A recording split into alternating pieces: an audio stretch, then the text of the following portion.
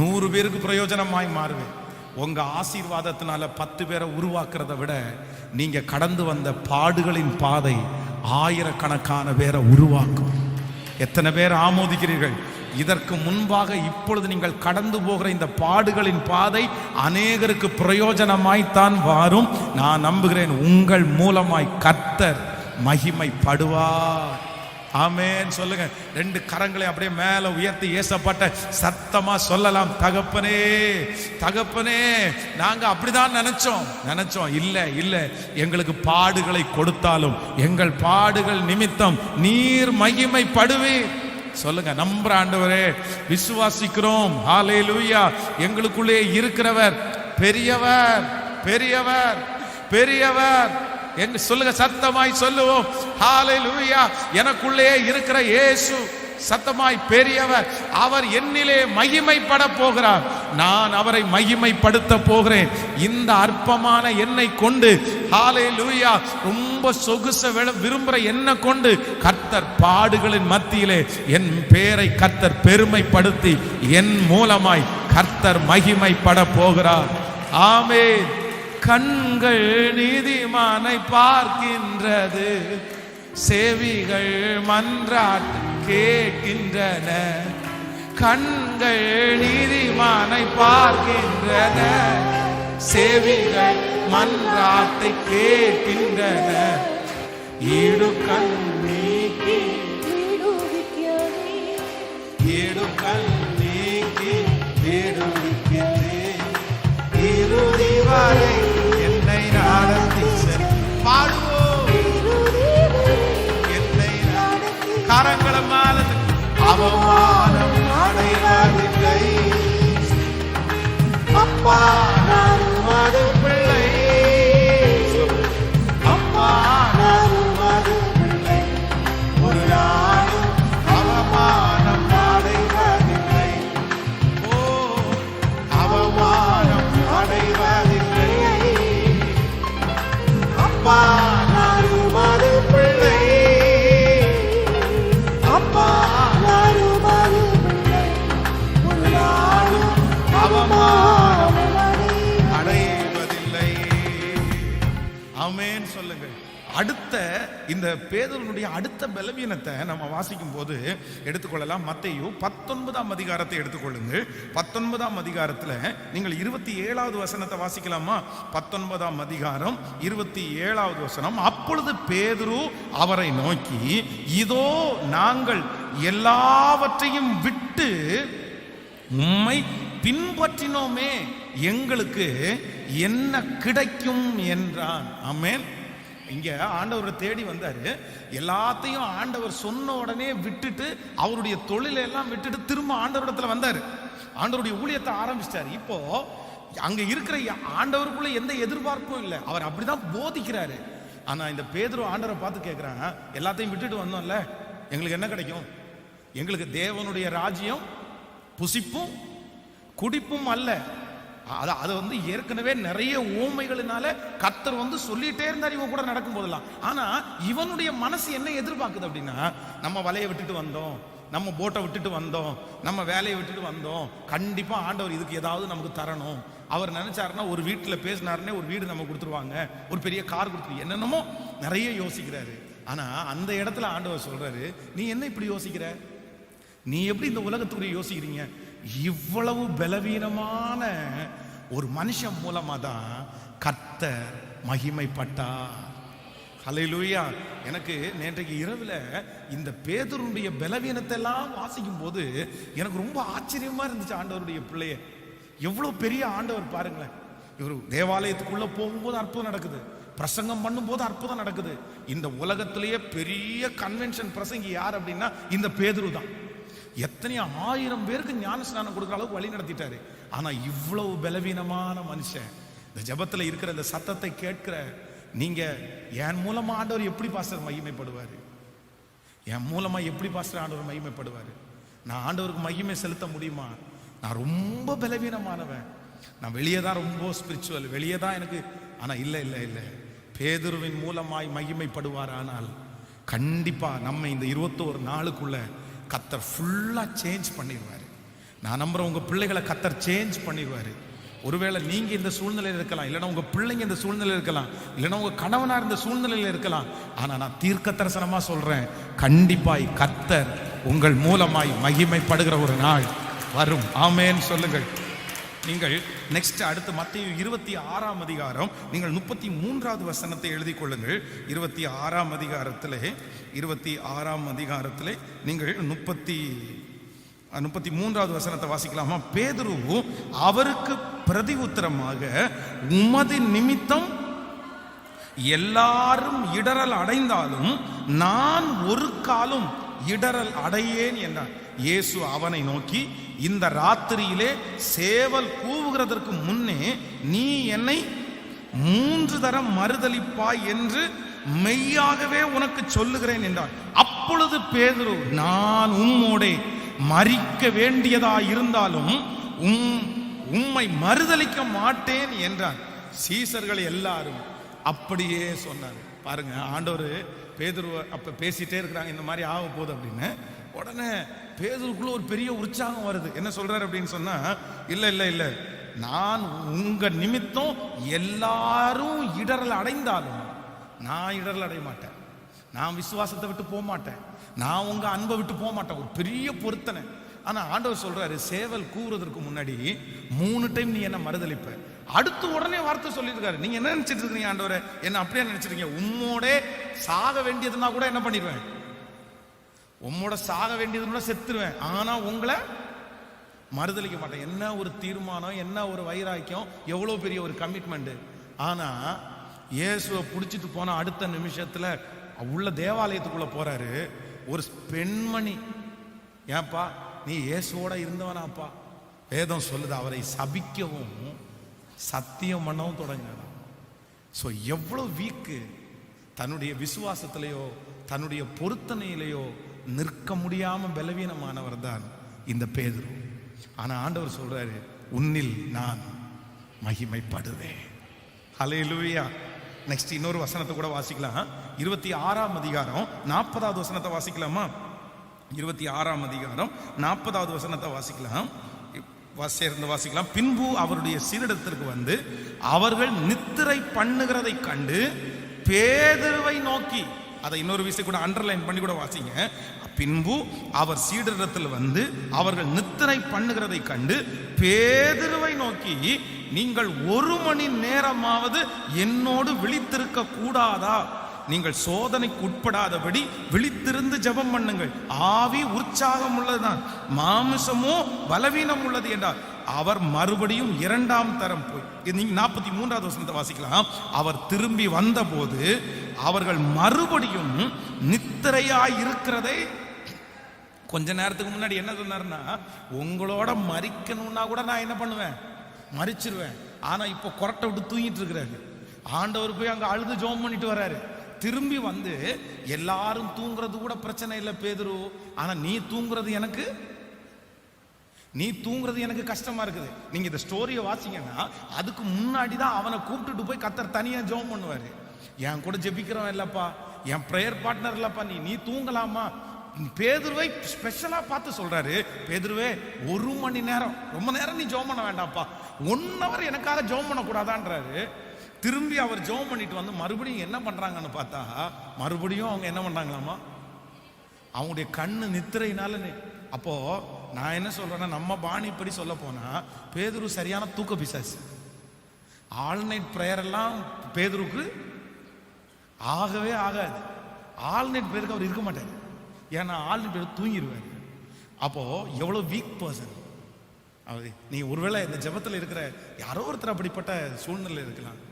எனக்கெல்லாம் கர்த்தர் எப்படி பாஸ்டர் செய்வார்? எனக்கு ஜெபம் கூட பண்ண மாட்டேன் பாஸ்டர், நான் ஒழுங்கா பைபிள் கூட நான் வாசிக்கிறது இல்லை. ஆனா அப்படிப்பட்ட ஒரு மனுஷனை கர்த்தருடைய ஒரே ஒரு பார்வை, இவனுடைய ஒரே ஒரு அழுகை, தேவனுடைய ஒரு பார்வை, இவனுடைய ஒரு அழுகை, கர்த்தர் திரும்பி பேதுருவை பார்த்தார்.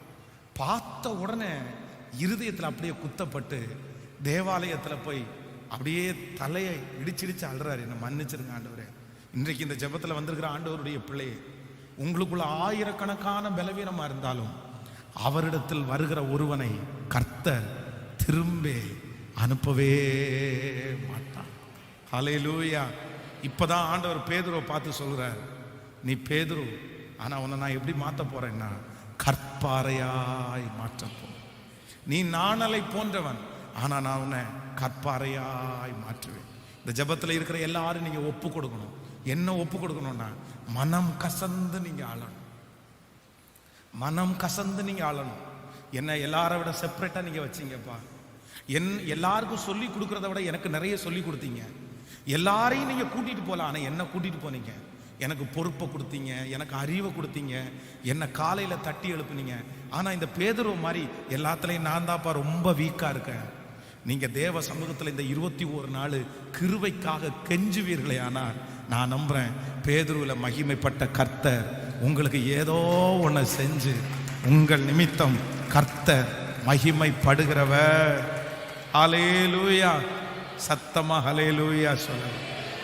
யோவான் 13ஆம் அதிகாரத்திலே நீங்கள் 9வது வசனத்தை கூட எடுக்கலாமே. 13ஆம் அதிகாரத்தை எடுங்கள். யோவான் 13ஆம் அதிகாரம் 9வது வசனத்தை வாசிக்கலாமா?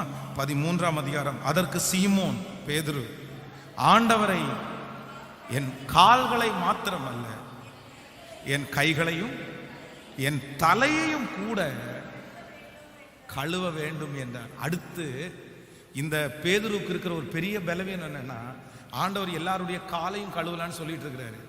ஆனா இவர் என்ன சொல்றாருன்னா, ஆண்டவரே என்ன காலை கழுவாதீங்க, என்ன பேசாம குளிப்பாட்டி விடுங்கன்றாரு.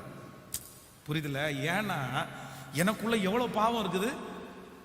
என் காலை கழுவுனா மட்டும் என் பாவம் என்ன விட்டு போயிடாது. எனக்கு கொஞ்சம் தலையில தண்ணி ஊத்தி கழுவிடுங்க. ஏன்னா இவங்க எல்லாரை விட நான் யாரு? பாவியிலையும் பிரதானமான பாவின்ற மாதிரி நான் மோசமானவன். அப்படின்னா தனக்குள்ளேயே தன்னுடைய பரிசுத்தத்தை குறித்து நம்பிக்கை இல்லாதவர் தான் இந்த பேதுரு. நான் டைம் இல்லாதனால விளக்கமா சொல்ல முடியல. லாஸ்ட் அடுத்த அவனுடைய கடைசி பலவீனம் யோவான் 18ஆம் அதிகாரம் 10வது வசனத்தை எடுப்போமா? யோவான் 18ஆம் அதிகாரத்தில் 10வது வசனம் எடுத்து, அப்பொழுது சீமோன் பேதுரு தன்னிடத்தில் இருந்த பட்டயத்தை உருவி பிரதான ஆசாரியருடைய வேலைக்காரனை வலது காதர வெட்டினான். அந்த வேலைக்காரனுக்கு மல்கூஸ் என்று பெயர். அப்பொழுது இயேசு பேதுருவை நோக்கி, உன் பட்டயத்தை உரையிலே போடு, பிதா எனக்கு கொடுத்த பாத்திரத்தினால் நான் பானம் பண்ணாதிருப்பேனோ என்றார். கவனிங்க, நம்ம லாஸ்ட்ல என்ன அப்படின்னா, ஆண்டவரை இப்ப பிடிக்கிறான். பிடிச்சு அவருடைய மேல கைய வச்ச உடனே என்னதான் இருந்தாலும் தனக்கு ஹீரோ இல்ல, எப்படி அவரை பார்த்துட்டு சும்மா இருக்கிறது? எல்லாரும் அமைதியா இருந்தாலும் இவன் திடீர்னு உள்ளே இருந்து ஒரு கத்தி எடுத்து ஒருத்தனை வெட்டி அவன் சாஞ்சிட்டான் போல காதை வெட்டிட்டான். இத்தனை வருஷம் 33.5 வருஷம் ஆண்டவர் உயிரோட வாழ்ந்தாரு. 3.5 வருஷம் ஊழியம் செஞ்சாரு.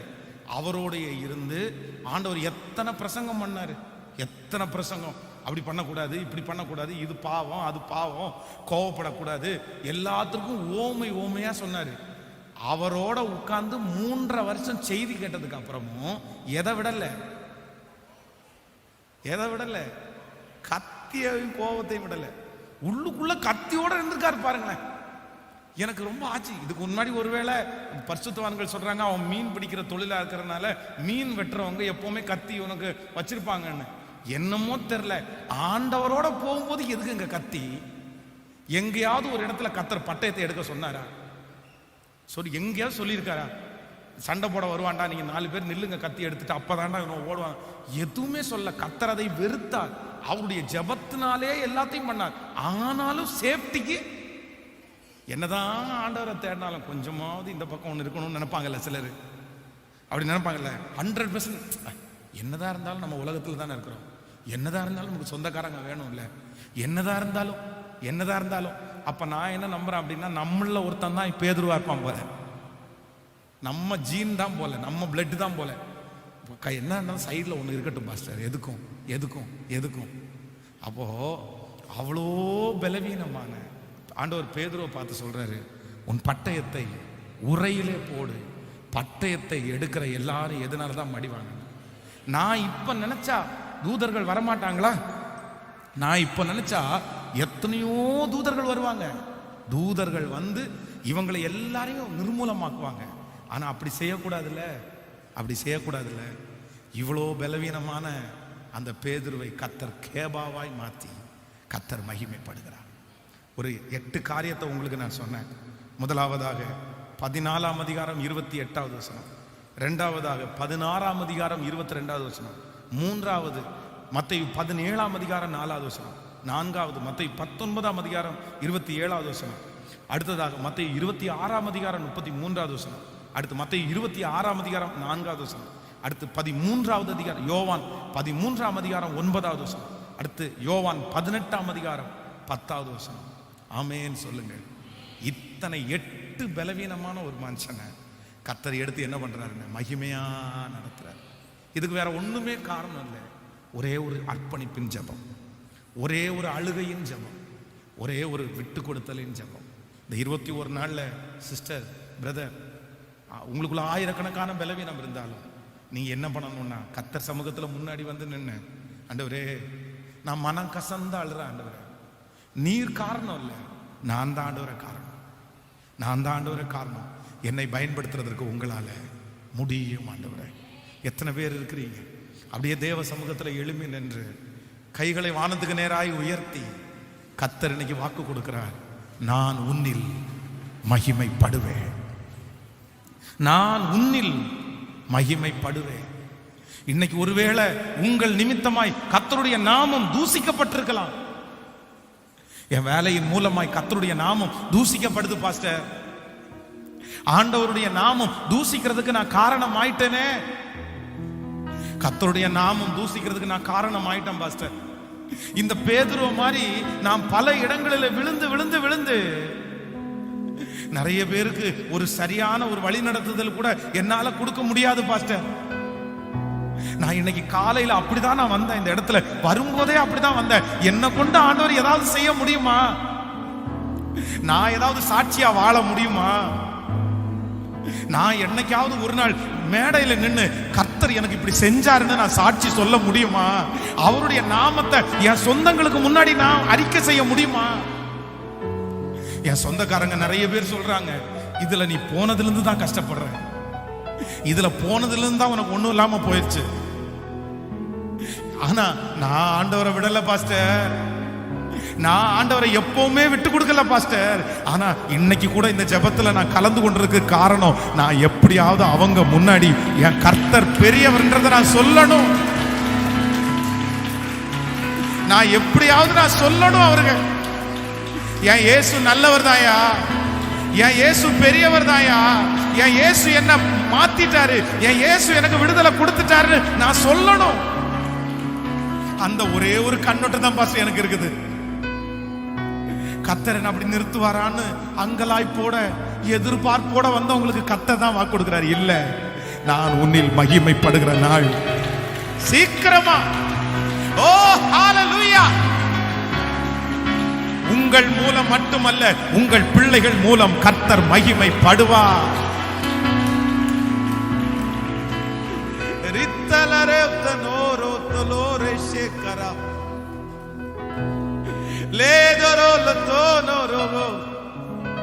ஈசாக்க பகைச்சவங்க, வெறுத்தவங்க, ஒதுக்குனவங்க எல்லாரும் வந்து அவனுடைய வீட்டில் வந்து சொன்னாங்கல்ல, நிச்சயமாய் கர்த்தர் உம்மோடு கூட இருக்கிறார் என்கிறதை கண்டோ.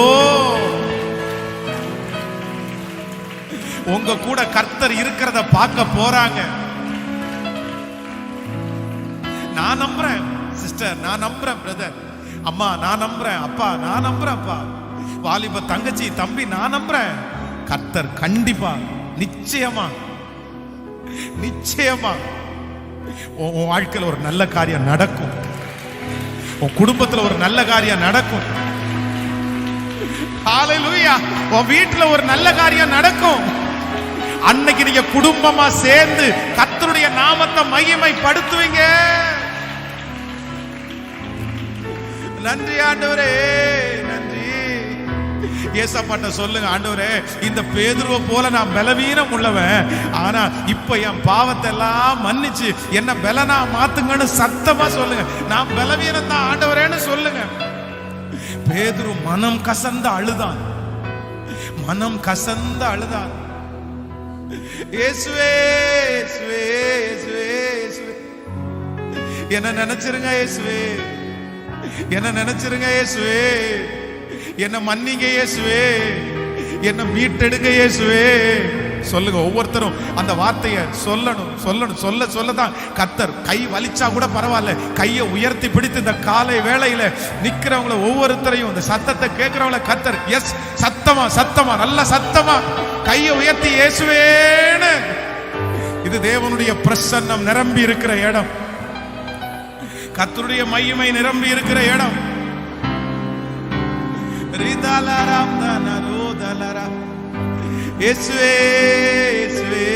சொல்ல சொல்ல சொல்ல அந்த பிரசன்னம் இறங்கட்டும், அந்த பிரசன்னம் தொடரட்டும்.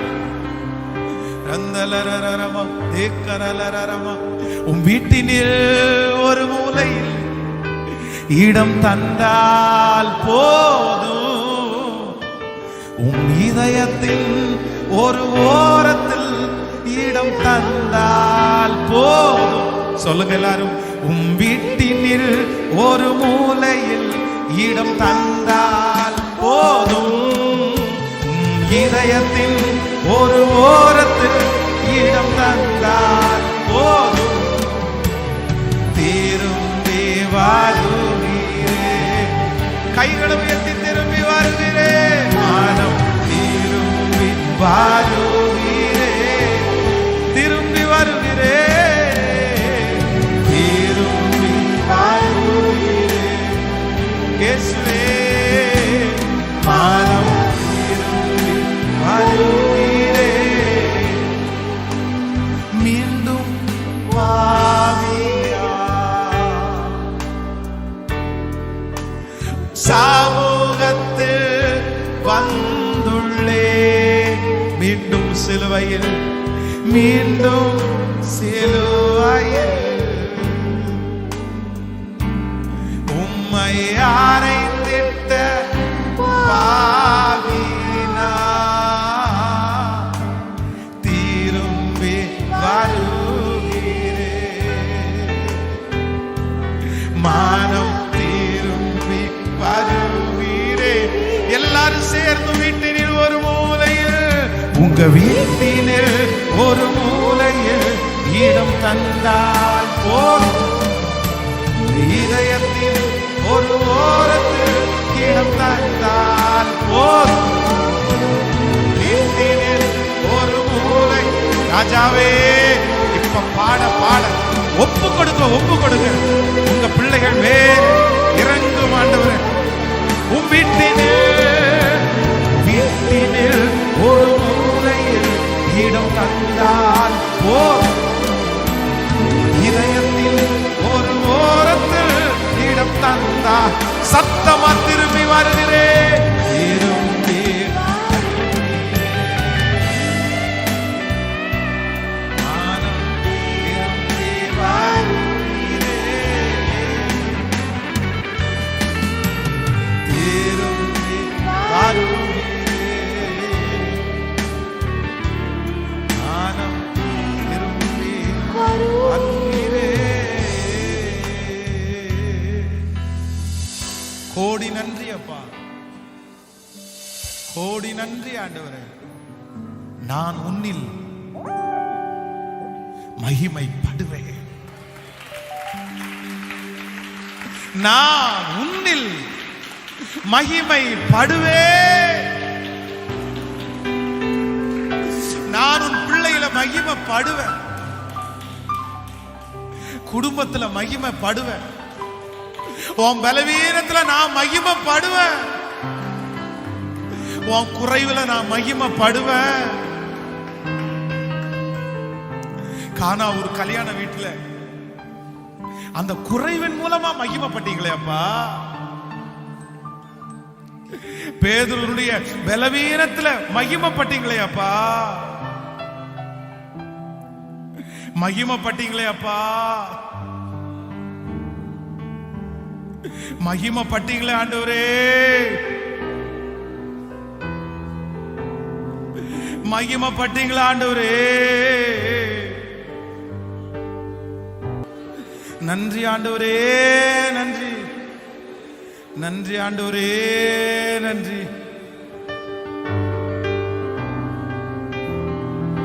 நன்றி ஆண்டவரே, நன்றி. நன்றி ஆண்டவரே, நன்றி. உங்க பிள்ளைகளை மனதார நான் ஆசீர்வதிக்கிறேன். இந்த நாள் கொடுத்த அந்த வாக்குத்தத்த வசனம் எங்க எல்லாருடைய வாழ்க்கையில நிறைவேற போகிறதற்காக நன்றி அப்பா. கோடி நன்றி அப்பா, கோடி நன்றி அப்பா.